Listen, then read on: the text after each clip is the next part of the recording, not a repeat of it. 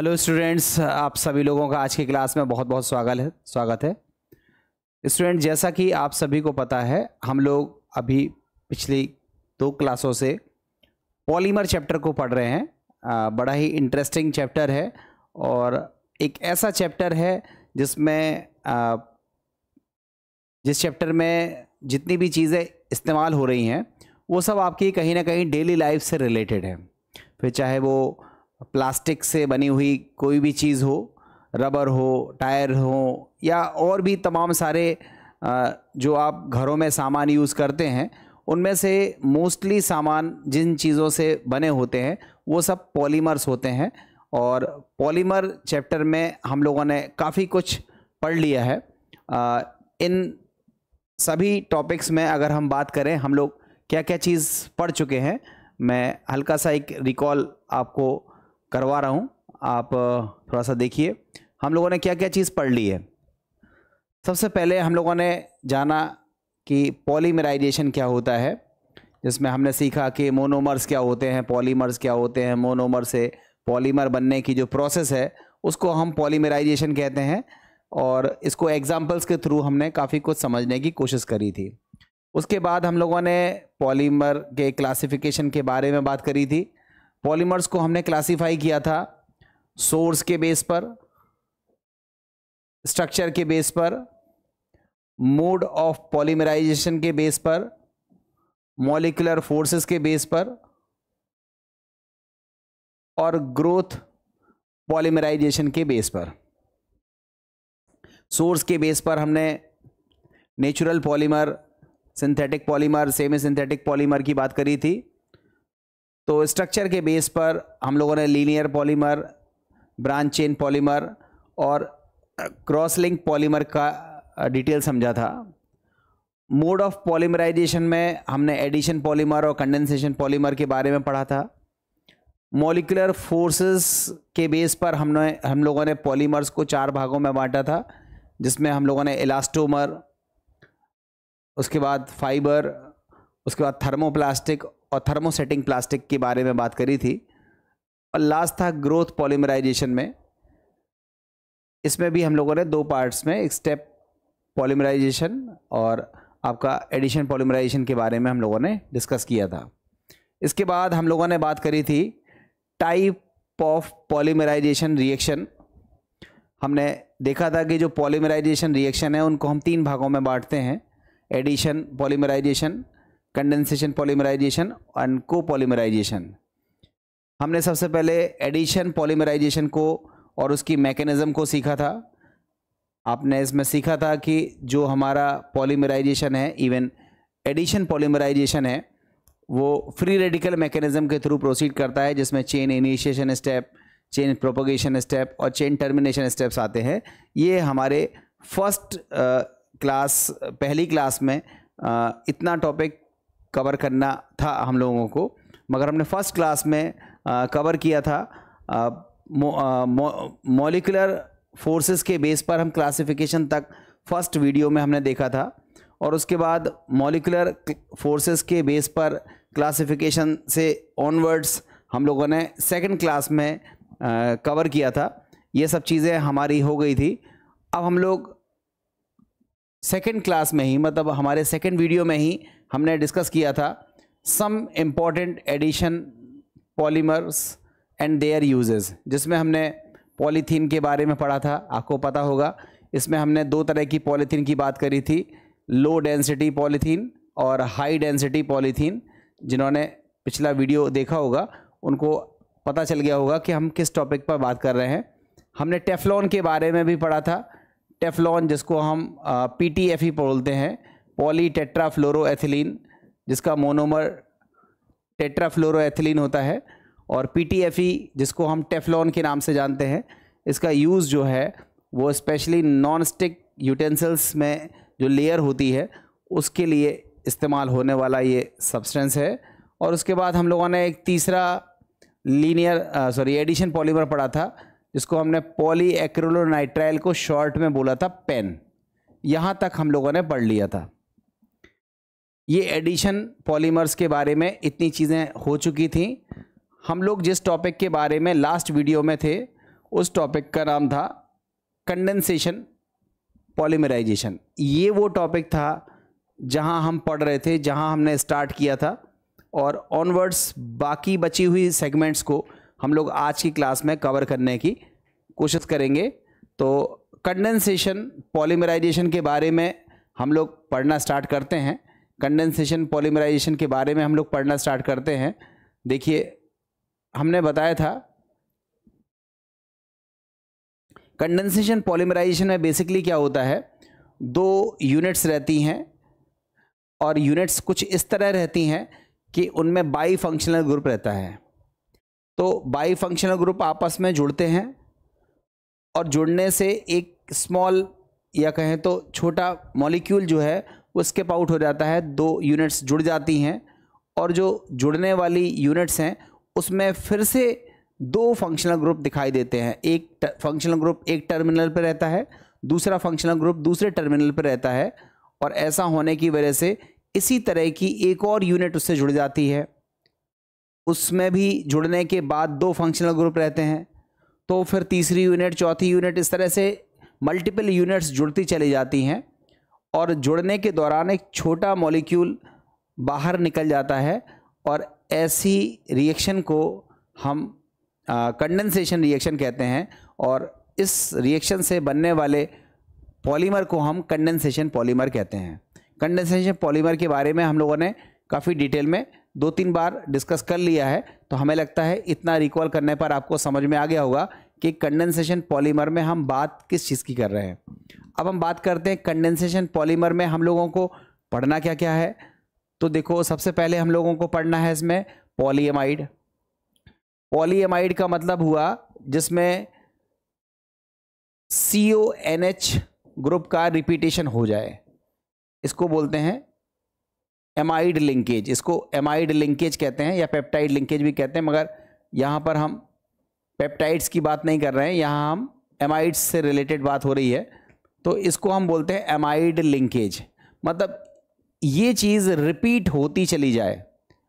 ये एक बार है ना, अगर हमारा कोई पॉलीमर ऐसा हो जिसमें CONH मल्टीपल टाइम आ रहा हो, कई बार आ रहा हो, तब हम बोलेंगे इसमें तो एमाइड्स का रिपीटेशन हो रहा है, इसलिए इसको हम क्या बोलते हैं, पॉलीएमाइड्स। क्या बोलते हैं इसको, पॉलीएमाइड्स। पॉलीएमाइड्स में बेसिकली हम लोगों को 3 चीज़ें या 3 पॉलीमर्स को कवर करना है। हमने सबसे पहले सीखना है नायलॉन 6,6, दूसरा सीखना है नायलॉन 2,6 और तीसरा सीखना है नायलॉन 6। क्या होता है नायलॉन 6,6 या नायलॉन 2,6 या नायलॉन 6, हम अभी एक एक करके बात करते हैं। बट इन 3 पॉलीमर्स को हमें कवर करना है, तब जाकर के हमारा पॉलीएमाइड सेगमेंट्स पूरा हो पाएगा। कंडेंसेशन पॉलीमर्स में सबसे पहला टॉपिक हम लोगों को पॉलीएमाइड्स कवर करना है, जिसमें हमें 3 पॉलीमर्स को डिटेल में पढ़ना है। उसके बाद दूसरा पॉलीमर आने वाला है जिसका नाम है पॉलीएस्टर। पॉलीएस्टर में बेसिकली हमें 2 चीज़ें कवर करनी है। एक का नाम है डेक्रॉन, जिसको हम टेरिलीन भी कहते हैं। डेक्रॉन, इसका दूसरा नाम टेरिलीन है, और दूसरा है ग्लिप्टल। डेक्रॉन और ग्लिप्टल, इन 2 पॉलीमर को हम डिटेल में पढ़ेंगे जब हम पॉलीएस्टर पर बात करेंगे। उसके बाद फिनॉल फॉर्मेल्डिहाइड के अंतर्गत हमें 2 पॉलीमर्स को पढ़ना है। पहले वाले का नाम है नोवालेक और दूसरे का नाम है बेकेलाइट। और मेलामाइन फॉर्मेल्डिहाइड अपने आप में यूनिक एक ही है। तो इन टोटल हमें 1 2 3 4 5 6 7 और ये 8 पॉलीमर के बारे में डिटेल में पढ़ना है, तब जाकर के हमारा कंडेंसेशन पॉलीमर तैयार हो जाएगा। इसको पढ़ने के बाद हम लोग रबर के बारे में पढ़ेंगे। रबर में हम लोग बात करेंगे ब्यूना S की, ब्यूना N की, नेचुरल रबर की बात करेंगे, सिंथेटिक रबर की बात करेंगे, जिसमें हम आइसोप्रीन, नियोप्रीन, इन सब की बात करेंगे। और इन सब की बात करने के दौरान आपको कई सारे पॉलीमर्स सुनने में मिलेंगे। ठीक है, आपने नाम सुना पॉलीथीन, आपने नाम सुना टेफलॉन, आपने नाम सुना पेन, आपने नाम सुना पीवीसी। ठीक है, जो भी आप नाम सुनते जा रहे हो, ये नंबर ऑफ पॉलीमर्स हैं। आप पूरे चैप्टर को पढ़ लोगे तो लगभग 20 के आसपास पॉलीमर्स हैं जो आपको पढ़ने के लिए मिलेंगे। तो आपको 20 पॉलीमर्स को डिटेल में पढ़ना है और 20 पॉलीमर्स के बारे में सब कुछ सीखना है। ठीक है, 20 पॉलीमर्स के बारे में सब कुछ सीखना है, ये हमारा अल्टीमेट टारगेट होना चाहिए। अब हम लोग एक एक करके आगे बढ़ते हैं। सबसे पहले हम बात करते हैं पॉलीएमाइड्स के बारे में, जिसमें हम ये 3 चीज़ें कवर करने वाले हैं। ठीक है, देखो पॉलीएमाइड्स के बारे में थोड़ा सा अगर हम बात करें तो दे पजेस एमाइड लिंकेज। आपको अभी अभी सिखाया, एमाइड लिंकेज यदि होता है तब हम पॉलीएमाइड्स कह सकते हैं। ये इसको बोलते हैं एमाइड लिंकेज, इसका नाम होता है एमाइड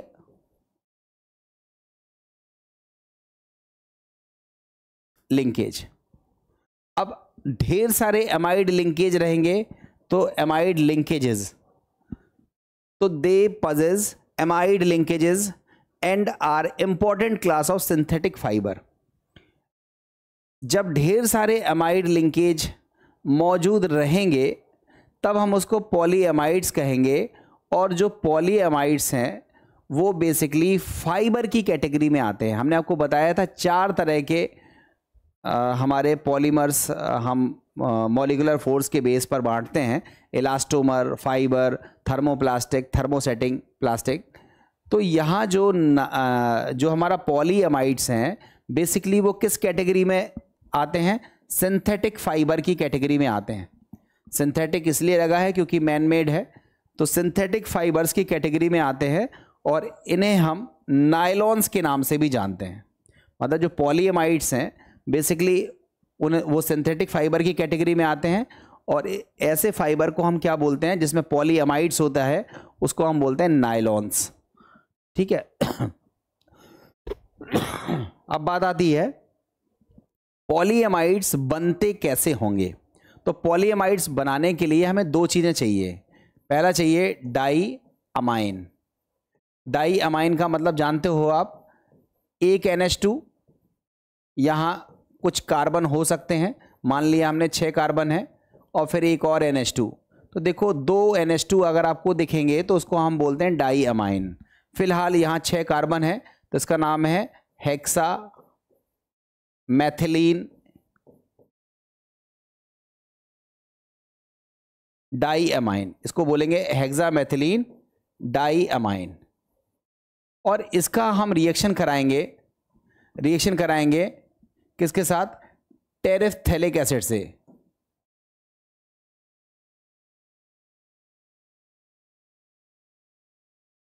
टेरेफ्थैलिक एसिड से।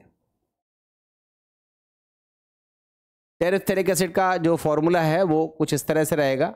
एक रिंग है, उस पर एक COOH और पैरा पोजीशन पर एक और COOH। तो ये जो बेसिकली पार्ट है जिसको हमने टेरेफ्थैलिक एसिड लिखा हुआ है, आप इसको अगर जनरल वे में नाम ना लिख करके इसकी कैटेगरी को समझोगे तो ये कहलाएगा डाई कार्बोक्सिलिक एसिड। ये क्या कहलाएगा? Di carboxylic acid. तो 2 चीज़ें हमें जोड़नी है, डाई अमाइन और di carboxylic acid. Diamine और डाई कार्बोक्सिलिक एसिड को जोड़ोगे तो जुड़ने से एमाइड लिंकेज जनरेट होगा। और ऐसे एमाइड लिंकेज जब कई सारे डेवलप हो जाएंगे तब हम इसको बोलेंगे पॉलीएमाइड। तो यहाँ देखो, आप इसमें लिखा हुआ आप अंडरलाइन कर सकते हो। क्या लिखा हुआ है? Generally it is repeated by the condensation polymerisation of diamines with di carboxylic acid. तो डाई अमाइन और डाई कार्बोक्सिलिक एसिड को अगर हम पॉलीमराइज करा दें तो हमें पॉलीएमाइड्स प्राप्त होगा।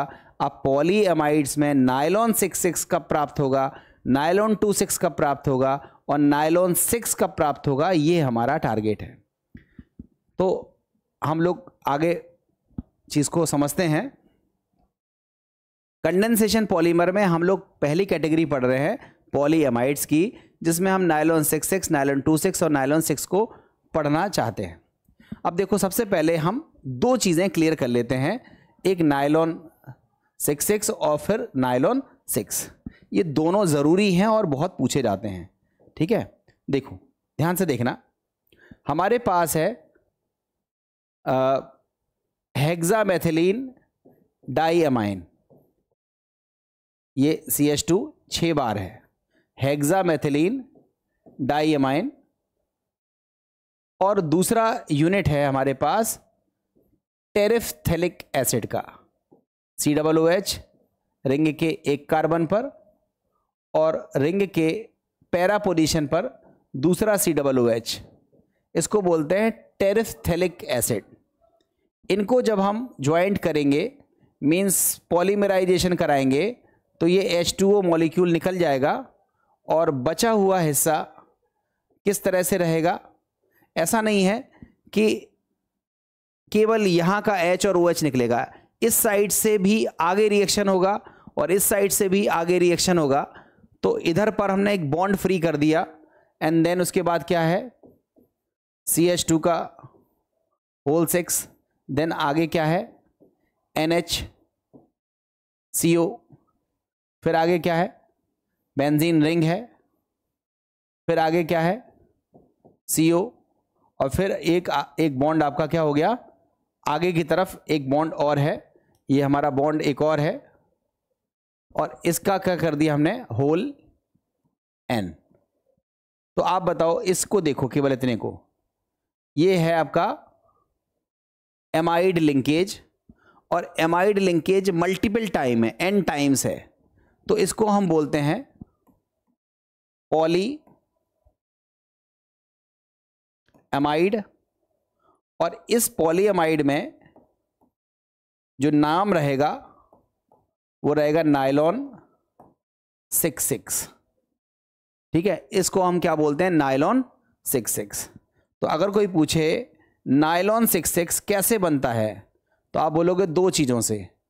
पहली चीज़ का नाम है हेक्सामेथिलीन डाइअमाइन और दूसरा नाम क्या है, टेरिफ्थैलिक एसिड के पॉलीमराइजेशन से हमें नायलॉन 6,6 मिलता है। Most important question multiple time पूछा गया है, नायलॉन 6,6 का हम यूज़ कहाँ करते हैं या क्या कहाँ ढूंढोगे आप नायलॉन 6,6 को अपने घरों में। तो जो ब्रश होते हैं उनके ऊपर जो ब्रशल्स होते हैं, जो रेशे होते हैं जिस पर आप टूथपेस्ट रखते हो, वो बेसिकली नायलॉन 6,6 के बने हुए होते हैं, और इस तरीके के रेशे हम नायलॉन 6 के देख सकते हैं और इसको नायलॉन 6,6 के नाम से जानते हैं। देखो वही चीज लिखी हुई है, नायलॉन 6,6 बनता है किससे, हेक्सामेथिलीन डाइअमाइन से और एडिपिक एसिड से। सॉरी मैं गलत बोल गया, जस्ट अ मिनट, एक्चुअली मैं टेरेलिन को जोड़ गया, सॉरी, यहाँ पर मैं अपने आप को करेक्ट करूँगा। यहाँ पर हमें इस्तेमाल करना था एडिपिक एसिड को, रिंग नहीं है, रिंग नहीं है, मैं गलत बोल गया। यहाँ पर हमको बोलना था CH2 का होल 4, ये रहता है। यहाँ पर भी क्या रहेगा, CH2 का होल 4, मैं गलत बोल गया, सॉरी, ये एक्चुअली ये रहता है एडिपिक एसिड, एडिपिक एसिड। ये आपका हेक्सामेथिलीन डाइअमाइन है और ये आपका एडिपिक एसिड है। अब जो बनेगा उसमें 6 कार्बन यहाँ दिख रहे हैं और 6 कार्बन यहाँ दिख रहे हैं, इसलिए इसको बोलते हैं नायलॉन 6,6। मैं गलत बोल गया था, सॉरी। कोई पूछे नायलॉन 6,6 का मोनोमर क्या है, तो आपको बताना है नायलॉन 6,6 का मोनोमर है हेक्सामेथिलीन डाइअमाइन और एडिपिक एसिड। गलत बोल गया, सॉरी। देखो, तो नायलॉन 66 का हमारा मोनोमर क्या है? हेक्सामेथिलीन डाइअमाइन और एडिपिक एसिड। कैसे बनता है आप देख सकते हैं। ये आपका हेक्सामेथिलीन डाइअमाइन है जिसमें 6 कार्बन है, और ये एडिपिक एसिड है जिसमें 4 और ये 5 और ये 6 कार्बन इसमें है।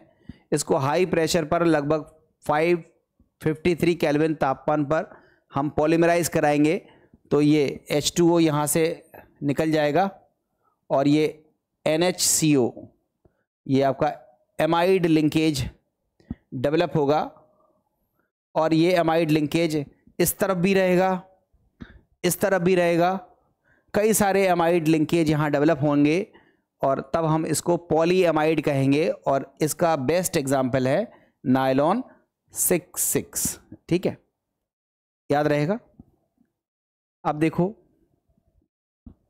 वही नायलॉन 66 को यहाँ फिर से बना के दिखाया है, आप देख सकते हो। नायलॉन 66 में कोई दिक्कत नहीं होनी चाहिए।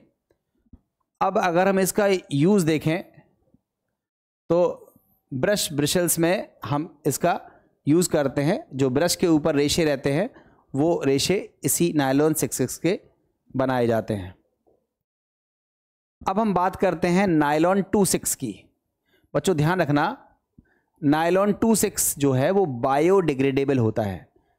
मींस जो नेचर है उसमें जो बैक्टीरिया हैं या जो नेचुरल प्रोसेस हैं वो उसको डिकम्पोज कर देती हैं पूरी तरह से। नायलॉन 66 को नहीं, नायलॉन 6 को नहीं, बट नायलॉन 26 को। तो नायलॉन 26 जो है वो एक बायोडिग्रेडेबल पॉलीमर है। आपसे पूछा जाता है which one of the following polymer is biodegradable, तो या तो नेचुरल पॉलीमर होगा वो बायोडिग्रेडेबल होगा, जैसे सेलुलोज हुआ, जैसे स्टार्च हुआ, जैसे आपका प्रोटीन्स हुआ।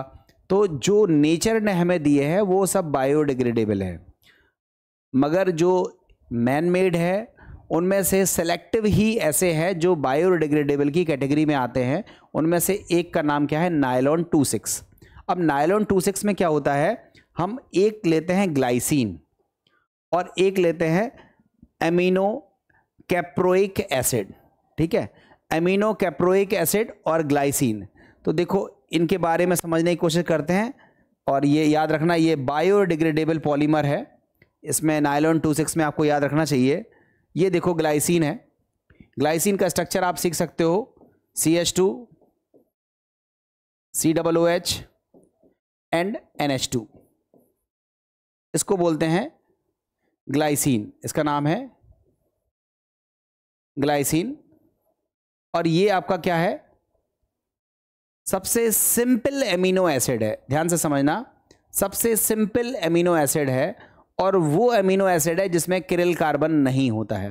ये दोनों क्वेश्चन इंपॉर्टेंट है, आपसे पूछा जाता है द सिंपलेस्ट एमिनो एसिड्स का नाम क्या है? ग्लाइसिन। सबसे पहला एमिनो एसिड यही होता है, और बाकी सारे एमिनो एसिड में किरिल कार्बन रहता है।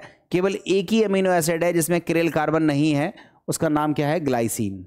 तो ग्लाइसिन के बारे में कुछ इंटरेस्टिंग फैक्ट है वो हमने आपको बता दिए। अब इस ग्लाइसिन में देखो 2 कार्बन दिख रहे हैं, तो एक तो लेना है आपको ग्लाइसिन, और दूसरा आपने नाम देखा, दूसरा नाम था एमिनो कैप्रोइक एसिड। देखो अब आप एमिनो शब्द को तो समझ ही रहे होगे, amino means NH2, caproic acid that means COOH, तो होगा ही होगा एमिनो कैप्रोइक एसिड। एसिड मतलब COOH, एमिनो मतलब NH2। अब आपको याद रखना है कि बीच में 5 कार्बन होंगे, CH2 का होल 5 होगा, तो 5 और 1 6 कार्बन तो टोटल दिख रहे हैं, और इसका नाम क्या है? Amino caproic acid. ठीक है, तो आपको क्या करना है? ग्लाइसिन और एमिनो कैप्रोइक एसिड को कंबाइन करना है। कैसे? यहाँ से एमिनो एसिड का ग्लाइसिन का COOH और एमिनो कैप्रोइक एसिड का NH2 आमने सामने होंगे, H2O रिमूव होगा, और H2O रिमूव होने के बाद जो पॉलीमराइजेशन के बाद जो स्ट्रक्चर हमको बन के सामने मिलेगा वो कहलाएगा नायलॉन 26। अब 26 क्यों नाम दिया गया? एक तरफ 2 कार्बन मौजूद है और एक तरफ 6 कार्बन मौजूद हैं, या कहें तो ग्लाइसिन में 2 कार्बन थे, ग्लाइसिन में 2 कार्बन थे और एमिनो कैप्रोइक एसिड में 6 कार्बन थे, इसलिए इस बनने वाले पॉलीमर को हम नायलॉन 26 के नाम से जानते हैं। बायोडिग्रेडेबल पॉलीमर है। आपसे पूछा जाता है नायलॉन 26 कैसे बनता है, तो याद रखना ग्लाइसिन और एमिनो कैप्रोइक एसिड के कॉम्बिनेशन से जब पॉलीमराइजेशन के बाद जो पॉलीएमाइड्स हमको मिलता है वो पॉलीएमाइड्स नायलॉन 26 कहलाता है। और ये जो नायलॉन 26 है ये एक बायोडिग्रेडेबल पॉलीमर है, याद रखना इसको, इंपॉर्टेंट है। अब हम बात करते हैं नायलॉन 6 की। ये बहुत इंपॉर्टेंट है बच्चों, बहुत पूछा जाता है नायलॉन 6। नायलॉन 6 बनता है किससे? कैप्रोलैक्टम से। कैप्रोलैक्टम से, कैप्रोलैक्टम से बनता है। अब कैप्रोलैक्टम को कैसे याद रखेंगे? याद रखना, सबसे पहले आपको याद रखना होगा कैप्रोलैक्टम के लिए ये स्ट्रक्चर देखो, अपन को बनाना है NH और CO, ये तो आप बना लो। अब इसके बीच में आप 5 कार्बन ऐड करो, ये 1 कार्बन, ये दूसरा कार्बन, ये तीसरा कार्बन, ये चौथा कार्बन और ये 5वां कार्बन। गिन लो, first, second, third, fourth, fifth. अब आपको क्या करना है? बॉन्ड यहां से ब्रेक करना है, एक तरफ NH लाना है, एक तरफ CO लाना है, बीच में 5 कार्बन रहेंगे और होल N बनाना है। इस तरह से देखो, NH, फिर 5 कार्बन और फिर CO और फिर होल N, इसको बोलते हैं नायलॉन 6। तो कैप्रोलैक्टम होता है ये, इसका पॉलीमराइजेशन कराने से बनता है नायलॉन 6। और नायलॉन 6 में केवल एक ही तरफ 6 कार्बन है, तो इसको केवल नायलॉन 6 कहा जाता है। और नायलॉन 6 का जो यूज़ है वो रोप्स या रस्सी बनाने में किया जाता है, ये आप याद रखिएगा। नायलॉन 6 आपके सामने दिख रहा है, इसका पॉलीमराइजेशन कराते हैं ऑलमोस्ट 533 से 543 केल्विन टेम्परेचर पर पॉलीमराइजेशन कराने से बनता है नायलॉन 6। नायलॉन 6 का मोनोमर बहुत इंपॉर्टेंट है, बहुत पूछा जाता है। नायलॉन 6 का जो मोनोमर है वो होता है कैप्रोलैक्टम। ठीक है, अब देखो हम बात करते हैं नायलॉन 6 की यूज की बात कर रहे हैं, तो यूज यहां लिखा हुआ है यूज्ड इन रोप्स, रस्सी वगैरह बनाने में हम इसका यूज मुख्य तौर पर करते हैं। ठीक है, अब हम बात करते हैं पॉलीएस्टर की। पॉलीएस्टर की बच्चों, पॉलीएस्टर की बात करें तो पॉलीएस्टर में हम लोग सबसे पहले बात करेंगे टेरिलीन या डेक्रोन की। बच्चों टेरिलीन या डेक्रोन में क्या करना है हम लोगों को? टेरिलीन या डेक्रोन में हम लोगों को 2 चीज़ें, टेरिलीन या डेक्रोन पढ़ने से पहले हम थोड़ा यूज देख लेते हैं इसका। लिखा है देखो, poly condensation products of di carboxylic acid and diols. यहां हमें 2 चीजें लेनी है। क्या क्या लेनी है? डाई कार्बोक्सिलिक एसिड लेना है और दूसरा डाईऑल लेना है। डाई कार्बोक्सिलिक एसिड और डाईऑल को कंबाइन कराने पर हमें क्या मिलेगा? पॉलीएस्टर मिलेगा। और पॉलीएस्टर में हम लोग सबसे पहले किसको पढ़ने वाले हैं? डेक्रोन, या फिर इसी को क्या बोलते हैं? टेरिलीन। डेक्रोन या इसी को बोलते हैं टेरिलीन। इनका जो यूज़ होता है वो फुटवेयर्स में होता है और इसका जो यूज़ है वो वाटर रिपेलेंट के तौर पर हम इसका यूज़ करते हैं। ठीक है, अब देखो सबसे पहले हम बात करते हैं डेक्रोन या टेरिलीन की।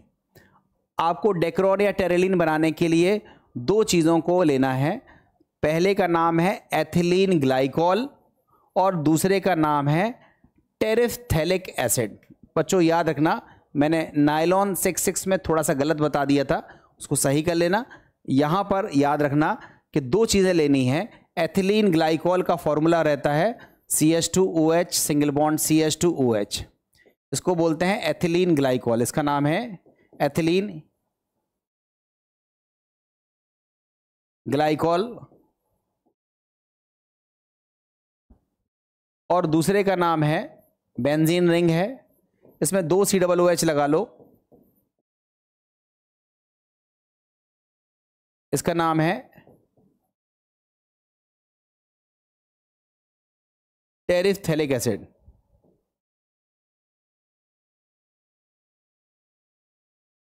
टेरिफ्थैलिक एसिड, इन दोनों को कंबाइन करना है।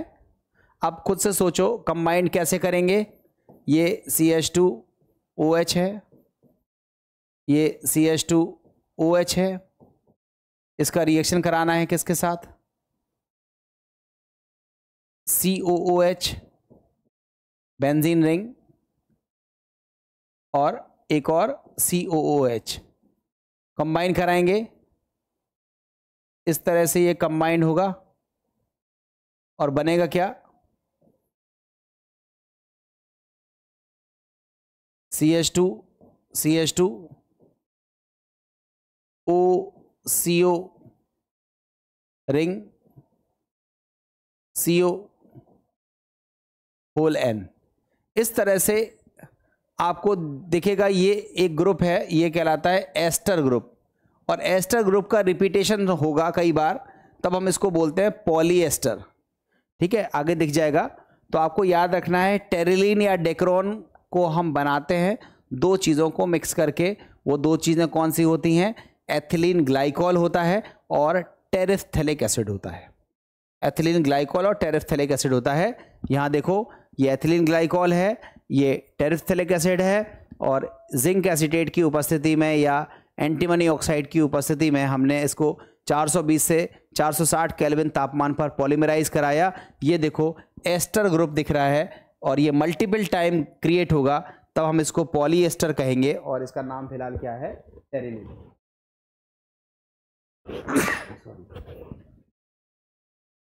ठीक है, ये आपका टेरिलीन आपका बन गया।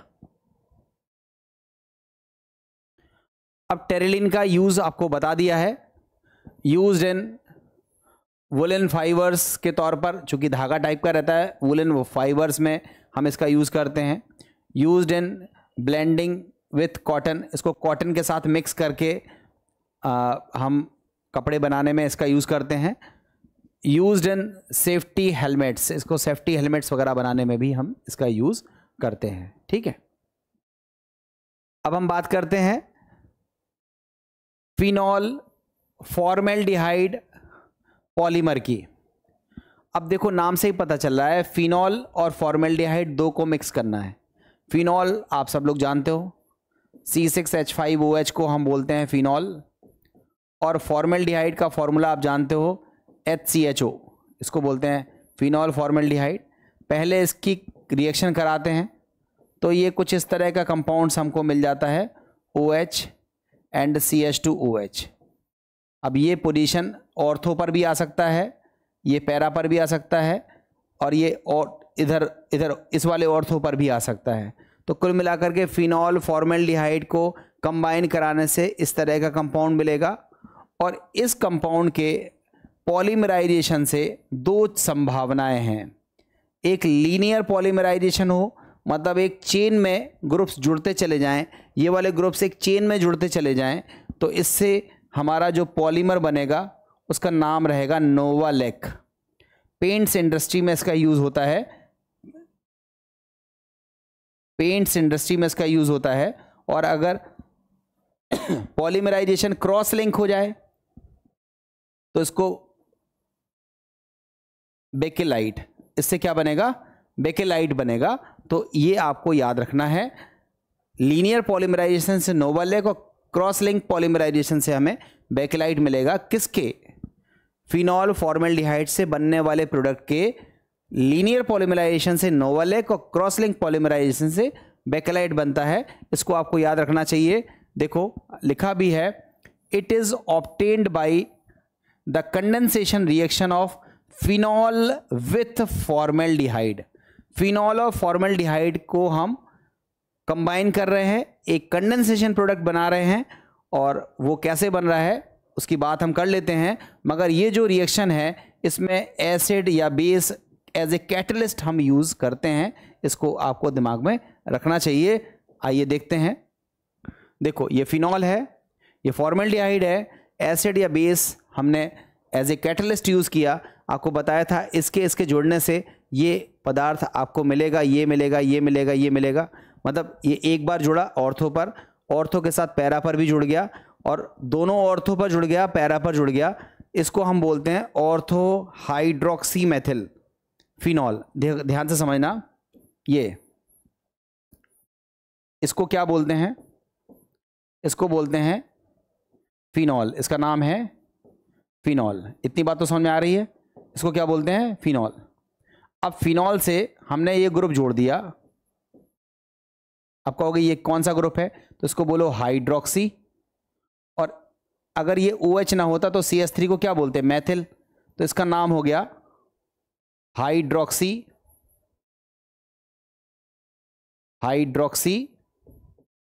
मैथिल। अब ये ग्रुप जुड़ा कहाँ है? ऑर्थो पोजीशन पर, तो उसका नाम हो गया ऑर्थो हाइड्रोक्सी मैथिल फिनॉल। अब यहाँ पर ऑर्थो के साथ पैरा भी है, और यहाँ पर दोनों ऑर्थो ऑक्युपाई है, पैरा भी ऑक्युपाई है, तो आप इसका IUPAC नाम लिख सकते हो। इसको लिख सकते हो 2 हाइड्रोक्सी मैथिल फिनॉल। इसका नाम है 2,4 डाई हाइड्रोक्सी मैथिल फिनॉल, और इसका नाम है 2,4,6 ट्राई हाइड्रोक्सी मैथिल फिनॉल। ये प्रोडक्ट्स बनते हैं जब फिनॉल और फॉर्मेल्डिहाइड एसिड या बेस की प्रेजेंस में कांटेक्ट करते हैं, आपस में रिएक्शन करते हैं, तो पहले ये बनता है। अब जब ये बन गया, अब इसके आगे क्या होता है? पॉलीमराइजेशन। अब देखो ये जो बन गया इसका होता है पॉलीमराइजेशन, और पॉलीमराइजेशन कुछ इस तरह से हो कि एक सीधी चेन बन जाए। तो जो पॉलीमर बनेगा उसको हम बोलते हैं नोवालेक। इसका यूज़ कहाँ होता है? पेंट्स में होता है, पेंट्स इंडस्ट्री में इसका यूज़ होता है। नोवालेक एक लीनियर पॉलीमर है, किस चीज़ का? ऑर्थो हाइड्रोक्सी मैथिल फिनॉल का, जो कि बनता है किससे? फिनॉल और फॉर्मेल्डिहाइड की रिएक्शन से, नोवालेक। और यदि हम लोग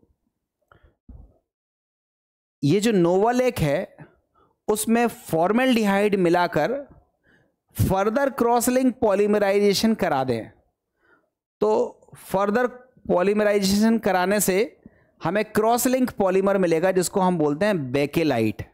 देखो लिखा भी है, novolac on heating with formaldehyde undergo cross link to form Bakelite. मतलब नोवालेक स्मूथ लीनियर पॉलीमर है, मगर जब इसको फॉर्मेल्डिहाइड के साथ हीट कर देते हैं तो ये क्रॉस लिंक पॉलीमर बनाता है, जिसको हम बोलते हैं बेकेलाइट। देखो बेकेलाइट का ये स्ट्रक्चर आपको बन के सामने आएगा। ये नोवालेक का एक सीरीज है, ये नोवालेक का दूसरा सीरीज है। बीच में फॉर्मेल्डिहाइड का O और यहाँ का H, यहाँ का H H2O के रूप में अलग हो गया, और ये जो स्ट्रक्चर बना इसको हम बोलते हैं बेकेलाइट का स्ट्रक्चर है। ये बेकेलाइट है। बेकेलाइट क्रॉस लिंक पॉलीमर होता है, थर्मोसेटिंग प्लास्टिक होती है, हीट करने पर गर्म हो जाती है, रीयूजेबल नहीं होती है, इलेक्ट्रिसिटी की बैड कंडक्टर है। तो जो स्विचेस वगैरह बनाने होते हैं उसमें हम बेकेलाइट का यूज़ करते हैं। जो हैंडल्स होते हैं बर्तनों के, वो बर्तनों के हैंडल्स भी हम बेकेलाइट के ही बनाते हैं।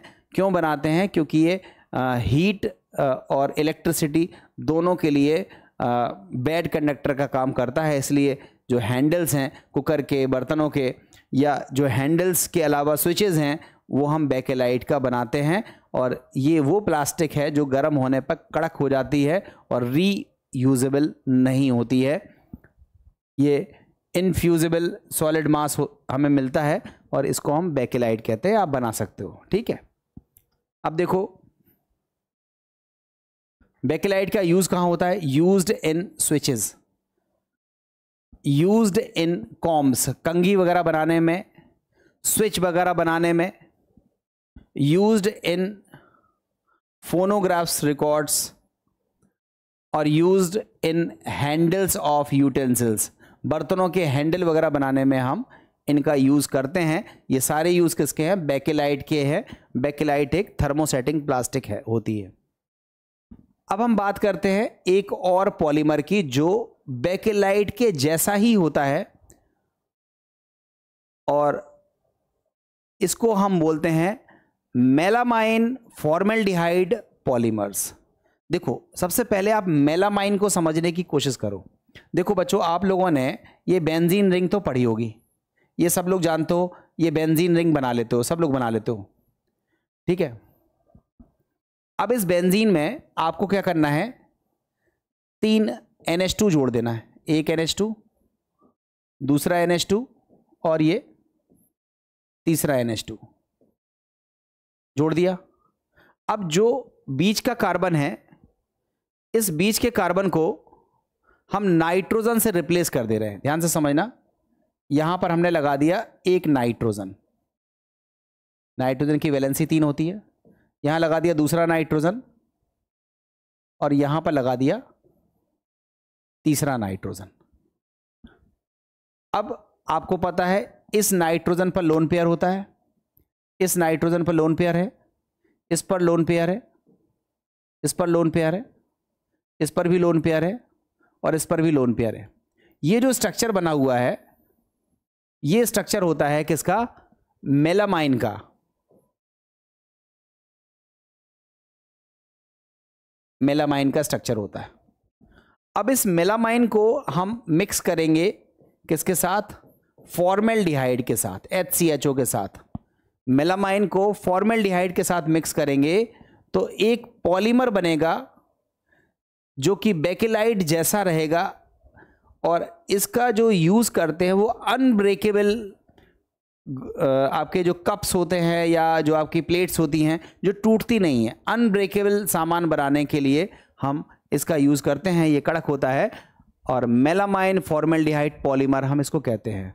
मतलब आपको मेलामाइन और फॉर्मेल्डिहाइड को पॉलीमराइज कराना पड़ता है।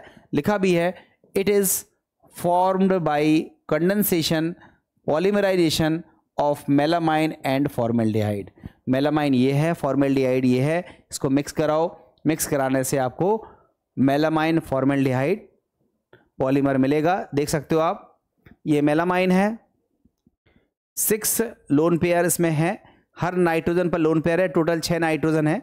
तो ये आपका मेलामाइन का स्ट्रक्चर है। अब आप देखो, मेलामाइन का फॉर्मेल्डिहाइड के साथ रिएक्शन कराया, एक इस तरह का कंपाउंड बन रहा है जो पॉलीमराइज होने पर हमें एक पॉलीमर देगा, जिस पॉलीमर को हम क्या बोलते हैं? Melamine formaldehyde. ये है मेलामाइन फॉर्मेल्डिहाइड पॉलीमर, और इसका जो यूज़ होता है, यूज्ड इन अनब्रेकेबल क्रॉकरी। जो क्रॉकरी होती है जो टूटती फूटती नहीं है, उसको बनाने में हम मेलामाइन फॉर्मेल्डिहाइड पॉलीमर का यूज़ करते हैं। ठीक है, अब हम बात करते हैं कोपॉलीमराइजेशन की। देखो बच्चों, याद समझ लेना, याद से कर लेना। आपने क्या देखा? एडिशन पॉलीमराइजेशन देख लिया और कंडेंसेशन पॉलीमराइजेशन देख लिया। अब हम लोग बात कर रहे हैं कोपॉलीमराइजेशन की। कोपॉलीमराइजेशन को समझने की कोशिश करते हैं। लिखा है polymerization reaction in which more than one monomeric species are allowed to polymerize. देखो यहां क्या हो रहा है, देखो थोड़ा सा समझना। यहां क्या हो रहा है, 2 डिफरेंट मोनोमेरिक यूनिट हैं जो पॉलीमराइज होती चली जा रही हैं। एक चीज समझना, देखो एडिशन पॉलीमराइजेशन में क्या हो रहा था, एक ही टाइप की यूनिट थी और रिपीट होने से जो आपको पॉलीमर मिल रहा था उसको हमने कहा था एडिशन पॉलीमर। अब कंडेंसेशन में क्या था, 2 डिफरेंट टाइप के थे। पहले वो कंडेंस करते हैं, जो प्रोडक्ट बनता है उस प्रोडक्ट का पॉलीमराइजेशन होता है, तब जाकर के वो कहलाता है कंडेंसेशन पॉलीमराइजेशन। 2 यूनिट्स उसमें भी रहती हैं, मगर ध्यान से सुनना, वो 2 यूनिट्स का पॉलीमराइजेशन नहीं हो रहा, वो 2 यूनिट का कंडेंसेशन हो रहा है। एक छोटा मॉलिक्यूल एस्केप आउट हो रहा है, उसके बाद जो प्रोडक्ट बन रहा है उस प्रोडक्ट का पॉलीमराइजेशन हो रहा है, तब हम उसको कंडेंसेशन पॉलीमराइजेशन कह रहे हैं। और यहाँ को पॉलीमराइजेशन में क्या चीज़ है, यहाँ 2 यूनिट्स हैं, मतलब 2 मोनोमर हैं। 2 मोनोमर का मतलब 2 डिफरेंट टाइप के मोनोमर हैं और उनका डायरेक्ट पॉलीमराइजेशन हो रहा है, तब हमें जो पॉलीमराइजेशन प्रोडक्ट बनता है उसको हम बोलते हैं, इस प्रोसेस को क्या बोलते हैं, कोपॉलीमराइजेशन। ठीक है। अब कोपॉलीमराइजेशन का सबसे बेहतरीन एग्जाम्पल है ब्यूना एस। इसकी जगह पे ब्यूना एन भी आप समझ सकते हो, वो भी यहीं पर आ जाएगा, ब्यूना एस और ब्यूना एन। देखो ब्यूना एस के बारे में हमने पहले लेक्चर में पढ़ा भी था। अब ब्यूना एस को हम आगे रबर में पढ़ने की कोशिश करते हैं। सबसे पहले हम रबर के बारे में बात करते हैं। जो रबर होती है वो 2 जगह से हम ऑब्टेन करते हैं। प्रकृति जो हमें देती है उसको बोलते हैं नेचुरल रबर, और जो हम बनाते हैं उसको हम बोलते हैं सिंथेटिक रबर। ठीक है। जो नेचुरल रबर है वो हमें मिलती है पेड़ों से। रबर के पेड़ होते हैं, उनमें हम कट लगाते हैं, मिल्क इकट्ठा करते हैं, वो जो मिल्क होता है उसको लेटेक्स कहते हैं, वो हमारी नेचुरल रबर है। उस नेचुरल रबर को हम अपनी आवश्यकता के अनुसार हार्ड बनाते हैं। कैसे बनाते हैं बात की चीज़, मगर उसको बोलते हैं नेचुरल रबर। और जो सिंथेटिक रबर होती है जिसमें प्रॉपर्टीज़ रबर जैसी होती है, मगर इसको हम पेड़ों से प्राप्त नहीं करते, इसको हम खुद से बनाते हैं, इसलिए इसको हम बोलते हैं सिंथेटिक रबर। अब एक एक करके हम इनको पढ़ने की करते हैं कोशिश। ठीक है। सबसे पहले हम बात करते हैं नेचुरल रबर की। लिखा है it is manufactured from rubber latex. Rubber latex से इसको हम तैयार करते हैं। रबर लेटेक्स जो होता है वो colloidal dispersion of rubber in water. ये कोलाइडल डिस्पर्जन होता है रबर का वाटर में। अब कोलाइड्स सरफेस केमिस्ट्री में आता है, आपके सिलेबस में नहीं है, तो अब आप ज़्यादा दिमाग मत लगाओ। अगर याद हो सकता है तो आप याद रखना कि जो लेटेक्स होता है, जो रबर के पौधे से जो मिल्क जैसा सब्सटेंस मिलता है, वो बेसिकली उसमें रबर रहती है मगर वो पानी में मिक्स रहती है, और इस तरह से मिक्स रहती है कि एक कोलाइडल सॉल्यूशन बनता है। तो याद रखना colloidal dispersion of rubber in water, ये होता है लेटेक्स में। मतलब रबर होती है लेटेक्स के अंदर, और लेटेक्स क्या है, रबर का पानी में कोलाइडल डिस्पर्जन है, तो उसको हम बोलते हैं लेटेक्स। अब found in natural rubber. Natural rubber हमें मिलती कहाँ से है उसके बारे में अगर हम बात करें तो देखो, this latex is obtained from the bark of rubber tree. जो रबर ट्री का बार्क होता है उसमें कट लगाकर हम लिक्विड या कहें तो वो मिल्क इकट्ठा करते हैं, वहीं से हमें ये मिलता है। और जो रबर ट्री है वो इंडिया में, श्रीलंका में, मलेशिया में मिलते हैं रबर के पौधे, वहाँ से हम लेटेक्स इकट्ठा करते हैं और फिर उससे हम रबर बना लेते हैं। ठीक है। अब देखो जो नेचुरल रबर है, ठीक है, बहुत याद रखना, बहुत अच्छे से याद करना, बहुत पूछा जाता है। जो नेचुरल रबर है, जो नेचुरल रबर है वो पॉलीमर है। किसका पॉलीमर है? आइसोप्रीन का। Natural rubber is the polymer of isoprene. Natural rubber is the linear polymer of isoprene. अब कोई पूछ ले आइसोप्रीन क्या होता है, तो आइसोप्रीन में आपको क्या याद रखना है, 1,3-ब्यूटाडाइईन का स्ट्रक्चर याद रखना है।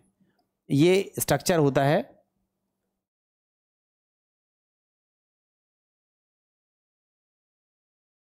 ये कार्बन नंबर 1 है, ये कार्बन नंबर 2 है, ये कार्बन नंबर 3 है, ये कार्बन नंबर 4 है। यहाँ का एक H आपको अलग कर देना है और यहाँ पर आपको मैथिल ग्रुप लगा देना है। इसका नाम हो गया 2 नंबर पर मैथिल ग्रुप है तो इसका नाम हो गया 2-मैथिल 1,3-ब्यूटाडाइईन। तो 2-मैथिल 1,3-ब्यूटाडाइईन, इसको कहा जाता है आइसोप्रीन। इसको कहते हैं आइसोप्रीन। आइसोप्रीन का नाम क्या है? आइसोप्रीन का IUPAC नाम क्या है? 2-methyl-1,3-ब्यूटाडाइन, और 2-methyl-1,3-ब्यूटाडाइन को बोलते हैं आइसोप्रीन। और इसी आइसोप्रीन का अगर हम पॉलीमराइजेशन करा दें तो हमको मिल जाती है नेचुरल रबर।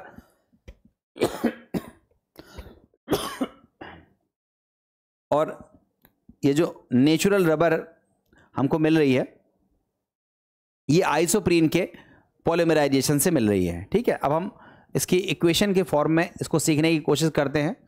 देखो यहाँ पर हमने आइसोप्रीन ली है, आइसोप्रीन का हमने पॉलीमराइजेशन कराया है। अब पॉलीमराइजेशन कराने के बाद आप देखो ये जो चेन है, ये चेन एक चेन है अपर साइड में, और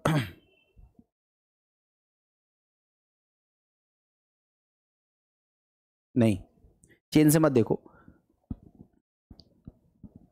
आप ये देखो, ये पूरा ग्रुप देखो और ये पूरा ग्रुप देखो, ये डबल बॉन्ड के सेम साइड में है, तो इसको हम क्या बोलते हैं? सिस पॉलीमराइजेशन। ठीक है, ध्यान से समझना, आइसोप्रीन का सिस पॉलीमराइजेशन नेचुरल रबर कहलाता है। आइसोप्रीन का सिस पॉलीमराइजेशन नेचुरल रबर कहलाता है। और अगर हम रबर की बात करें तो देखो लिखा है सिस, ध्यान से समझना बच्चों, cis polyisoprene consist of chains held together by weak van der Waals interaction. तो जो आपका सिस पॉलीआइसोप्रीन है, ये जो पिछला वाला स्ट्रक्चर है, ये जो सिस पॉलीआइसोप्रीन है, इनमें आपस में weak van der Waals force of attraction काम करता है, जिसकी वजह से ये इलास्टोमर की कैटेगरी में आता है। इसको हम इलास्टोमर कहते हैं। खींचने से थोड़ा खिंच जाता है और प्रेशर छोड़ने से ये वापस अपनी ओरिजिनल पोजीशन में आ जाता है। And due to its coiled structure it can be stretched like spring. इसको हम स्प्रिंग की तरह खींच सकते हैं, छोड़ने पर वापस आ जाएगा, और ये इलास्टिक प्रॉपर्टीज को शो करता है। इसको हम इलास्टोमर्स की कैटेगरी में रखते हैं। ठीक है, ये याद रखना, सिस पॉलीमराइजेशन। तो आइसोप्रीन का सिस पॉलीमराइजेशन कराने पर हमें मिलता है सिस पॉलीआइसोप्रीन, जिसको हम नेचुरल रबर कहते हैं। ठीक है, अब अगर हम उसी आइसोप्रीन का ट्रांस पॉलीमराइजेशन करा दें, मतलब सिस आइसोप्रीन का पॉलीमराइजेशन कराएं, और पॉलीमराइजेशन कैसे कराएं जिससे हमें ट्रांस आइसोप्रीन प्राप्त हो। ध्यान से देखना, ये पिछले वाले में आइसोप्रीन था, अब आइसोप्रीन ये भी है। अब इस आइसोप्रीन का पॉलीमराइजेशन हमने इस तरह से कराया है कि हमें ट्रांस पॉलीमराइजेशन होता हुआ दिख रहा है। जब हमें ट्रांस पॉलीमराइजेशन होता हुआ दिखेगा तो उसको हम बोलते हैं गुट्टा पर्चा। ये जो आपका पॉलीमर बनेगा, इस पॉलीमर का नाम होगा गुट्टा पर्चा, और ये एक अलग तरह का पॉलीमर है। बेसिकली जो दांतों के बीच में, हम कहते हैं ना, दांतों के बीच में मसाला भर देते हैं जिससे इन्फेक्शन नहीं हो पाता है, उस इन्फेक्शन को रोकने के लिए हम इसी सब्सटेंस को भरते हैं, और ये आपका आइसोप्रीन के ट्रांस पॉलीमराइजेशन से बनता है। ठीक है, देखो, gutta percha is trans isomer of polyisoprene. It is used to fill a teeth, prevent re infection से रोकने के लिए हम टीथ में इसको भरते हैं, और ये ट्रांस आइसोप्रीन की कैटेगरी में आता है। इसको याद रखिएगा। What is the effect of temperature on the physical properties of rubber? Rubber की जो फिजिकल प्रॉपर्टीज हैं उस पर टेम्परेचर का क्या इफेक्ट पड़ता है, हम उसके बारे में अब पढ़ रहे हैं। पहला इफेक्ट क्या होता है? Natural rubber become soft at high temperature and brittle at low temperature. अगर हम रबर को गर्म करेंगे तो वो और सॉफ्ट हो जाएगी, और ठंडा करेंगे तो वो ब्रिटल नेचर की हो जाएगी, मगर कड़क हो जाएगी, झटका लगने पे टूट जाएगी। तो गर्म करने पर वो सॉफ्ट होती है, और ठंडा करने पर या लो टेम्परेचर पर वो ब्रिटल नेचर की हो जाती है। ये रबर का पहला प्रॉपर्टी है जो टेम्परेचर बदलने से बदल जाता है। दूसरा, soluble in non polar solvent. ये नॉन पोलर सॉल्वेंट मतलब ऑर्गेनिक कंपाउंड्स में ये डिसॉल्व हो जाता है। Non resistance to attack oxidizing agents. Oxidizing agent के साथ अगर हम रबर की रिएक्शन कराते हैं तो कोई रिएक्शन नहीं होती है। Shows high water absorption capacity. ये पानी को एब्जॉर्ब कर लेती है। ये कुछ इसकी प्रॉपर्टीज़ हैं जो हम रबर की प्रॉपर्टीज़ में पढ़ते हैं। ठीक है, अब what can be do to improve these physical properties. अब हम चाहते हैं कि हमारी जो रबर की जो फिजिकल प्रॉपर्टीज़ हमने पढ़ी हैं अभी अभी, उनमें कुछ चेंज हो जाए। हम कुछ ऐसा करें कि रबर की प्रॉपर्टीज़ में कुछ चेंज हो जाए। तो हम क्या करेंगे, उसके लिए हम लोग एक प्रोसेस अपनाते हैं जिसको हम बोलते हैं वल्कनाइजेशन।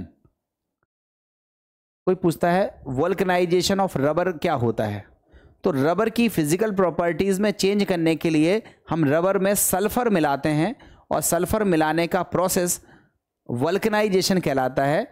और वल्कनाइजेशन से क्या चेंज आते हैं, आइए देखते हैं। लिखा है it involves heating a mixture of raw rubber with sulphur in a temperature range 373 to 415 kelvin. आपको जो रबर है, नेचुरल रबर है, उस नेचुरल रबर में सल्फ़र मिलाना है और इस टेम्परेचर रेंज में उसको गर्म कर देना है। गर्म करने से क्या होगा, जो सल्फ़र है वो रबर की जो पॉलीमेरिक चेन्स हैं उनको आपस में जोड़ देगा, क्रॉस लिंक कर देगा। और क्रॉस लिंक करने से हमारी जो रबर है जो पहले सॉफ्ट थी अब वो हार्ड हो जाएगी। लिखा है and sulphur forms cross links. Sulphur क्या बनाता है, क्रॉस लिंक बनाता है at the reactive sides of double bonds. Double bond के रिएक्टिव साइड्स पर सल्फ़र आकर के क्रॉस लिंक कर देता है, मतलब पॉलीमेरिक चेन को आपस में जोड़ देता है, जिससे रबर बिकम स्टिफ्स, मतलब थोड़ी सी कड़क हो जाती है। और ये प्रोसेस रबर का वल्कनाइजेशन कहलाता है। अब लिखा है in the manufacture of rubber tyres. जो रबर टायर्स हम लोग बनाते हैं उसमें 5% of sulphur is used for cross linking agent. उसमें जो सल्फ़र हम यूज़ करते हैं वो 5% सल्फ़र यूज़ करी जाती है रबर टायर बनाने में। जो वल्कनाइज्ड रबर यूज़ होती है उसमें सल्फ़र कितना यूज़ होता है, 5% ऑफ सल्फ़र का यूज़ होता है, तब जाकर के रबर के टायर बनते हैं। अब सल्फ़र काम कैसे करता है, देखो ये हमारे पास ऊपर एक चेन है जो कि पॉली आइसोप्रीन की है, सिस पॉली आइसोप्रीन की है।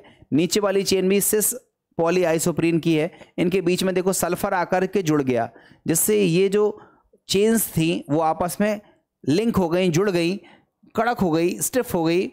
और ऐसी प्रोसेस को हम क्या बोलते हैं, वल्कनाइजेशन ऑफ रबर। देखो लिखा है स्ट्रक्चर ऑफ वल्कनाइज्ड रबर। जब रबर का वल्कनाइजेशन हो गया तो जो रबर बनी वो वल्कनाइज्ड रबर कहलाती है, और उसका स्ट्रक्चर कुछ इस तरह से दिखाई देता है। ठीक है, अब देखो नेक्स्ट पार्ट में जो रबर है दो तरह की है, नेचुरल रबर और सिंथेटिक रबर। नेचुरल तो हमने सीख ली, आइसोप्रीन का पॉलीमराइजेशन कराने से जो सिस पॉली आइसोप्रीन बनती है उसको हम नेचुरल रबर कहते हैं। बहुत सॉफ्ट रहती है, सल्फ़र मिला के वल्कनाइजेशन करके उसको स्ट्रॉन्ग बनाते हैं, और तब जाके हम रबर का यूज़ एज ए टायर वगैरह के तौर पर कर सकते हैं। अब हम बात करते हैं किसकी, सिंथेटिक रबर की। अब जो सिंथेटिक रबर है, सिंथेटिक रबर के बारे में पढ़ते हैं। It is any vulcanisable rubber like polymer that is capable for getting stretched to twice its length। अब हम लोग वल्कनाइज्ड रबर की जैसी एक नई रबर बनाएंगे जो अपने आप को स्ट्रेच कर सकती है, खींच सकते हैं, उसको छोड़ सकते हैं, वापस आ जाएगी। इस तरह की हम रबर बनाने की कोशिश करते हैं। However it returns to its original shape and size once the external force is release. जब हम उस पर फोर्स लगाते हैं तो स्ट्रेच हो जाती है, छोड़ते हैं तो अपनी ओरिजिनल पोजीशन पे आ जाती है। ऐसी वल्कनाइज्ड रबर की तरह हम एक नई रबर बनाना चाहते हैं जिसको हम सिंथेटिक रबर बोलेंगे। और वो कैसे बनती है, उसके एग्जाम्पल्स क्या हैं, उसको हम समझते हैं। दो एग्जाम्पल हमें पढ़ने हैं, एक का नाम है ब्यूना एन और दूसरे का नाम है नियोप्रीन। दो डिफरेंट रबर हैं, दोनों सिंथेटिक रबर हैं, ब्यूना एन भी है और ब्यूना नियोप्रीन भी है। ब्यूना एन क्या होती है, तो याद रखो 1,3-ब्यूटाडाइईन।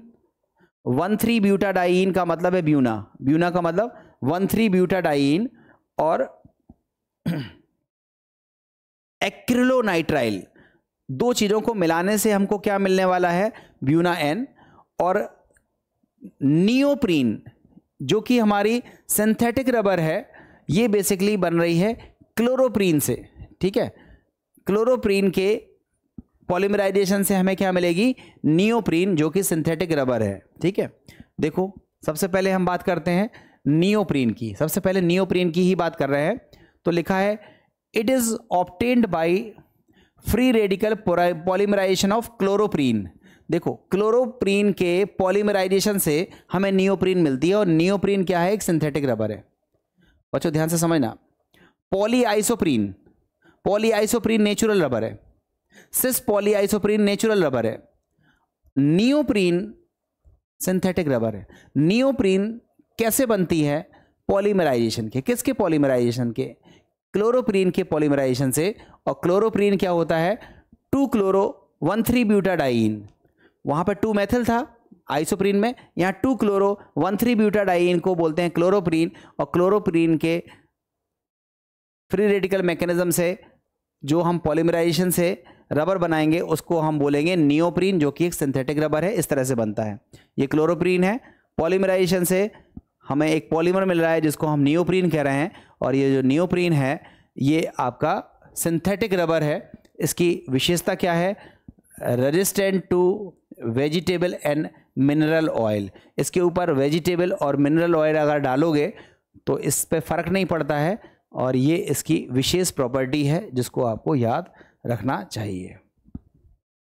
यूज कहाँ होता है, used in gaskets, used in hoses, used in diving suits, clothings, इनमें इसका यूज होता है। इसको आप याद कर लीजिएगा।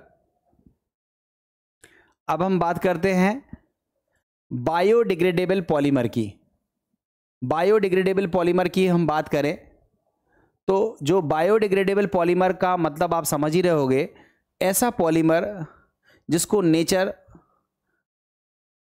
डिग्रेड कर देती है, मतलब उसको मिट्टी में मिला सकती है, उसको नष्ट कर सकती है, उसका अस्तित्व समाप्त कर सकती है, उसको बोलते हैं बायोडिग्रेडेबल पॉलीमर। ऐसे पॉलीमर जिसे प्रकृति, चाहे हो तो वो बैक्टीरिया से हो या फिर समय के साथ साथ उसमें बॉन्ड्स टूटते जाएं, वो मिट्टी में मिक्स हो जाए, ऐसे पॉलीमर को हम बायोडिग्रेडेबल पॉलीमर्स कहते हैं।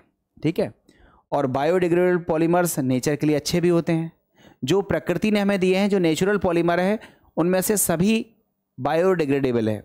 मगर जो मैन मेड हैं, जिसको सिंथेटिक पॉलीमर भी कहते हैं, वो बायोडिग्रेडेबल बहुत कम संख्या में हैं।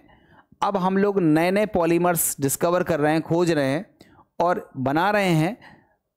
और ये ध्यान में रख के बना रहे हैं कि हमारा काम भी चल जाए और हमारी नेचर डिस्टर्ब भी ना हो, मीन्स वो बायोडिग्रेडेबल टाइप का हो। तो वो बायोडिग्रेडेबल पॉलीमर्स बनाने की अब होड़ चल रही है।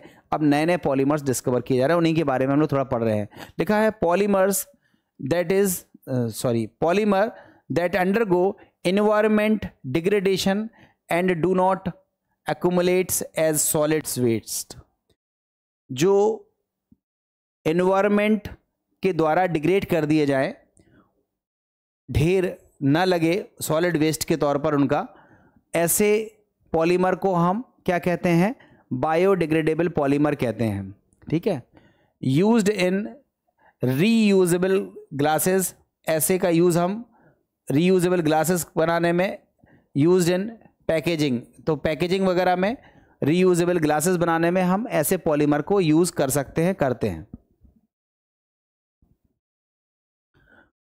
अब देखो आखिर वो कौन से पॉलीमर हैं जो बायोडिग्रेडेबल हैं और जो विशेष है जो हमारी एनसीईआरटी में दिया है, जो हमें पढ़ना है, उनके बारे में थोड़ा सा पढ़ने की कोशिश करते हैं। उससे पहले एक नोट देख लेते हैं।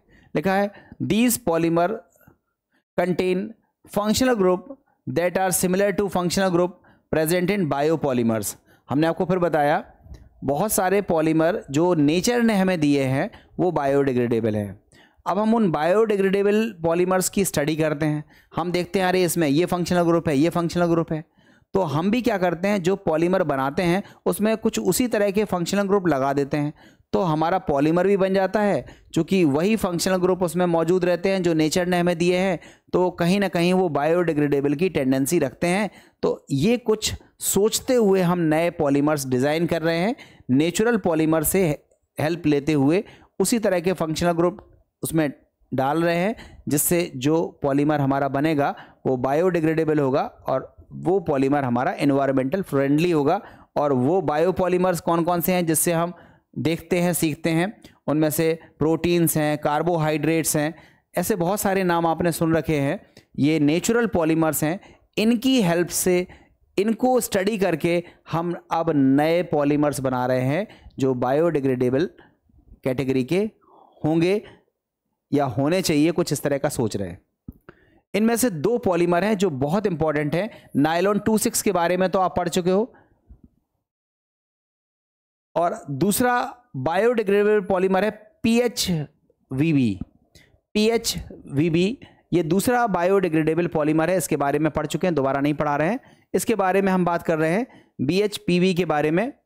तो जो BHPB है इसमें दो नाम हैं। देखो पहला नाम क्या है, पॉली बीटा हाइड्रोक्सी ब्यूटायरेट, इतना याद रखना, beta hydroxy butyrate, beta hydroxy butyrate, poly beta hydroxy butyrate.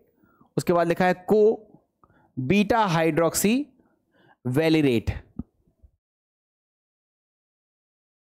Poly beta hydroxy butyrate, co beta hydroxy valerate. ये नाम पूरा नाम है किसका, PHVB का। ठीक है, इसको आप याद कर लीजिएगा। दो चीज़ों से जुड़ करके ये बनता है। इनमें से एक चीज़ का नाम क्या है, 3 हाइड्रोक्सी ब्यूटेनोइक एसिड, और दूसरे का नाम है 3 हाइड्रोक्सी पेंटेनोइक एसिड। तो 3 hydroxy butanoic acid, 3 hydroxy pentanoic acid को जब हम मिक्स करके कोपॉलीमराइजेशन कराएंगे तो हमको मिलेगा पॉली बीटा हाइड्रोक्सी ब्यूटारेट, को बीटा हाइड्रोक्सी वैलिरेट, और इसी को हम बोलते हैं PHVB, जो कि एक बायोडिग्रेडेबल पॉलीमर है। किस तरह से रिएक्शन होती है उसको देखो। इसका नाम है 1 2 3, 3 पर OH है, ये 1, ये 2, ये 3, तो 3 नंबर पर OH है, तो इसका नाम हो गया 3 हाइड्रोक्सी, 4 कार्बन की चेन है, butanoic acid, 3 hydroxy butanoic acid ये है। और इसका नाम देखो 1 2 3 4 और 5। तो आप बताओ 3 नंबर पर OH है तो इसका नाम हो जाएगा 3 हाइड्रोक्सी पेंटेनोइक एसिड। तो 3 hydroxy butanoic acid, 3 hydroxy pentanoic acid, इन दोनों को हमने कोपॉलीमराइज किया। देखो इनको कोपॉलीमराइज किया, और कोपॉलीमराइज करने से हमको ये कंपाउंड मिला जिसको हम बोलते हैं PHVB, और ये हमारा एक बायोडिग्रेडेबल पॉलीमर है। इस तरह से इसका फॉर्मेशन होता है, इसको आप देख लीजिएगा। ठीक है, अब हम लोग इसके यूज़ की बात करते हैं। जो PHVB हमारा पॉलीमर है, इसका यूज़ कहाँ होता है, पैकेजिंग इंडस्ट्री में इसका यूज़ होता है, ऑर्थोपेडिक डिवाइस बनाने में इसका यूज़ होता है, और कंट्रोल्ड रिलीज ऑफ ड्रग में भी हम इसका इस्तेमाल करते हैं। अब हम उन पॉलीमर्स की बात करते हैं जो हमारी डेली लाइफ में इस्तेमाल होते हैं। लगभग सभी आपके पढ़े हुए हैं, केवल एक रिकॉल करना है जिससे आपको फटाफट लास्ट टॉपिक हमारा कवर हो जाए। अब हम उन पॉलीमर्स की बात कर रहे हैं जो हमारी डेली लाइफ में यूज़ होते हैं। इनमें से 5 नाम हैं, पांचों इंपॉर्टेंट है। पहला नाम है पॉलीप्रोपीन, दूसरे का नाम है पॉलीस्टायरीन, तीसरे का नाम है पीवीसी जिसको पॉलीविनाइल क्लोराइड कहते हैं, चौथे का नाम है यूरिया फॉर्मेल्डिहाइड रेजिन और पांचवे का नाम है ग्लिप्टल। ये हमारे रोज़मर्रा में यूज़ होने वाले पॉलीमर है।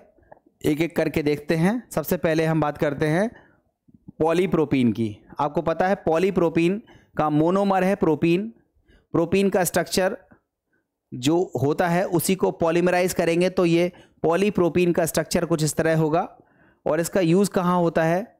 रोप्स बनाने में, रस्सियाँ बनाने में, टॉयज़ बनाने में, पाइप्स वगैरह बनाने में हम इसका इस्तेमाल रोज़मर्रा की लाइफ में करते हैं, जिसका नाम है पॉलीप्रोपीन। ठीक है। अब नेक्स्ट देखो पॉलीस्टायरीन। जो पॉलीस्टायरीन है उसका मोनोमर होता है स्टायरीन, और स्टायरीन का स्ट्रक्चर हम आपको बता चुके हैं, सिखा चुके हैं। ये रिंग है CH डबल बॉन्ड CH2, इसको बोलते हैं स्टायरीन। और जब हम इसका पॉलीमराइजेशन कराएंगे तो पॉलीमर्स का स्ट्रक्चर ये रहेगा। इसका उपयोग कहाँ होता है? रैपिंग मटेरियल्स में, टॉयज़ बनाने में, रेडियोज़ वगैरह बनाने में इसका यूज़ होता है, जिसको हम क्या बोलते हैं? पॉलीस्टायरीन्स। नेक्स्ट देखो, नेक्स्ट का नाम है पॉलीविनाइल क्लोराइड जिसको हम शॉर्ट में PVC कहते हैं। इसका मोनोमर क्या होता है? विनाइल क्लोराइड या वाइनिल क्लोराइड। स्ट्रक्चर होता है CH2 double bond CH single bond Cl। इसको वाइनिल क्लोराइड कहते हैं। पॉलीमराइज करने पर ये स्ट्रक्चर आपको मिलेगा। और यूज़ कहाँ होता है? रेन कोट्स वगैरह बनाने में, हैंड बैग बनाने में, वाटर पाइप्स वगैरह बनाने में इसका यूज़ होता है। इसको हम PVC के नाम से ज़्यादा जानते हैं। नेक्स्ट है यूरिया फॉर्मेल्डिहाइड रेजिन। ठीक है, देखो 2 चीज़ों से बनता है। एक का नाम है यूरिया, सूत्र होता है NH2CO NH2, और दूसरे का नाम है फॉर्मेल्डिहाइड। ये इन दोनों के कॉम्बिनेशन से इस तरह का पॉलीमर बनता है जिसको बोलते हैं यूरिया फॉर्मेल्डिहाइड रेजिन। और यूज़ होता है कहाँ पर? अनब्रेकेबल कप बनाने में, लेमिनेटेड शीट्स वगैरह बनाने में हम इसका यूज़ करते हैं। यूरिया और फॉर्मेल्डिहाइड के कॉम्बिनेशन से हम लोगों को ये मिलता है जिसको हम यूरिया फॉर्मेल्डिहाइड रेजिन कहते हैं। नेक्स्ट देखते हैं ग्लिप्टल। देखो ग्लिप्टल जो है वो टेरेलिन के जैसा है। टेरेलिन में क्या लिया था? एथिलीन ग्लाइकॉल लिया था और टेरिफ्थैलिक एसिड लिया था। यहाँ पर हम एथिलीन ग्लाइकॉल तो लेंगे मगर टेरिफ्थैलिक एसिड की जगह हम थैलिक एसिड लेंगे।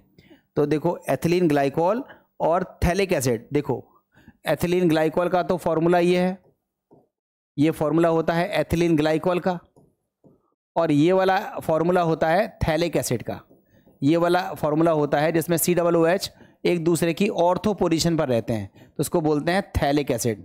थैलिक एसिड का स्ट्रक्चर ये है और एथिलीन ग्लाइकॉल का स्ट्रक्चर ये है। इसकी कॉम्बिनेशन से एक टेरिलीन टाइप का स्ट्रक्चर बनता है, मगर टेरिलीन नहीं होता है। टेरिलीन में COOH पैरा पोजीशन पर है, यहाँ पर ऑर्थो पोजीशन पर है। तो ये टेरिलीन जैसा स्ट्रक्चर बनेगा बट उससे अलग होगा, इसलिए इसका नाम क्या हो गया? ग्लिप्टल।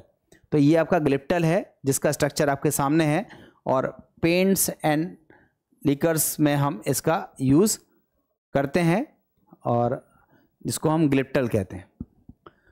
अब 1-2 क्वेश्चंस हैं, इनको करके देखते हैं, आपको खुद ही आ जाएगा। Which of the following is condensation polymer? Condensation polymer का एग्जाम्पल कौन सा है? Neoprene, Teflon, buna S. देखो ब्यूनाएस एडिशन है, टेफ्लॉन एडिशन है, नियोप्रीन एडिशन है। जो का कंडेंसेशन है वो उसका सही आंसर है नायलॉन 66। इसमें 2 चीज़ें ली जाती हैं। पहले का नाम क्या है? हेक्सामेथिलीन डाइएमाइन, दूसरे का नाम है एडिपिक एसिड। इन दोनों के कॉम्बिनेशन से पॉलीएमाइड बनता है जिसमें 6 कार्बन की वजह से इसका नाम होता है नायलॉन 66, जो कि एक कंडेंसेशन प्रोडक्ट है, कंडेंसेशन पॉलीमर है। नेक्स्ट देखो, विच of the following compounds is a constituent of the polymer? इसका जो फॉर्मेशन हुआ है वो किससे हुआ है? तो आप देखो ये वाला हिस्सा आपको यूरिया जैसा दिख रहा है और ये वाला हिस्सा फॉर्मेल्डिहाइड है। तो यूरिया फॉर्मेल्डिहाइड रेजिन है। तो आपको बताना है कि ये किस चीज़ से मिलके बना हुआ है। तो आप बताओ, पूछा गया है विच of the following compounds is a constituent of the polymer. तो कौन सा कंस्टिट्यूएंट है ये है, देखो इसका डी आंसर है। देखो यूरिया फॉर्मेल्डिहाइड है ना, तो इसमें आपका एन मिथाइल यूरिया तो नहीं होगा, मिथाइल एमाइन नहीं, यही उसका आंसर होगा डी। ठीक है, यूरिया फॉर्मेल्डिहाइड रेजिन है जो कि बनता है यूरिया फॉर्मेल्डिहाइड से। यूरिया इसमें दिया नहीं है, केवल फॉर्मेल्डिहाइड दिया है, तो वही हमारा करेक्ट आंसर होगा फॉर्मेल्डिहाइड वाला। एक और देखते हैं। अब इस क्वेश्चन को बच्चों आप लोग करना, इसका आंसर बताना। ये एक कंपाउंड है, इसका रिएक्शन हम NaNO2 और H3O+ से करा रहे हैं, और जो बन रहा है उसका हम पॉलीमराइजेशन करा रहे हैं। तो पहला, दूसरा, तीसरा, चौथा, इन दोनों में कौन सा प्रोडक्ट बनेगा ये आपको बताना है। ये आपको बताना है। आप चाहो तो कमेंट में आंसर दे सकते हो। हल्का अगर हिंट चाहिए हो तो समझ सकते हो कि जब हम NH2 का NaNO2 H3O+ से रिएक्शन कराएंगे तो ये जो NH2 है ये बदल जाएगा OH में, और फिर जब हम इसका पॉलीमराइजेशन कराएंगे तो पॉलीमराइजेशन क्या होगा, इधर वाले हिस्से से CO डेवलप होगा और इधर वाले हिस्से से केवल क्या डेवलप होगा, O डेवलप होगा। इस तरीके का स्ट्रक्चर आपको बना हुआ दिखेगा। अब ये आपके विकल्प में आपको तलाशना है, तो आप पाओगे कि answer B will be the correct answer. इस तरीके से आपको पॉलीमर के बारे में जो कुछ भी जितना जल्दी हो सकता था उतना जल्दी पढ़ाने की कोशिश करी है। अब आपकी क्लास में हम कुछ क्वेश्चंस को करेंगे जो पॉलीमर पर बेस्ड रहेंगे, जो आपके NCERT एग्जाम्पलर से होंगे या प्रीवियस ईयर क्वेश्चन पेपर से होंगे। अब हम लोग पॉलीमर्स के कुछ एक क्वेश्चंस करेंगे जिससे आपकी और अच्छी प्रैक्टिस हो जाएगी और भी आप क्वेश्चन इस तरह के कर पाएंगे। तो मुझे लगता है आज की क्लास में हमने पॉलीमर को ऑलमोस्ट ख़त्म कर लिया है। थ्योरी के पॉइंट ऑफ व्यू से हम लोगों ने इसको ख़त्म कर लिया है। अब हम लोग बात करेंगे केवल और केवल क्वेश्चंस की, जिससे हमारी और अच्छी प्रैक्टिस हो जाए। उम्मीद है कि आप इस चैप्टर के क्वेश्चन अब आप गलत नहीं करोगे। जो भी बारीकी थी वो आपकी बता दी गई है। एक छोटा सा मिस्टेक हम पे हो गया था, उसको रिपीट कर रहा हूँ, सही कर लीजिएगा। नायलॉन 6 में मैं गलत बता गया था शुरुआत में, बाद में मैंने करेक्ट किया है। थोड़ा सा वीडियो आप आगे देखेंगे तो ये गलती आप सुधार सकते हैं। ठीक है, थैंक यू। आपसे मुलाकात जल्दी होती है। बाय।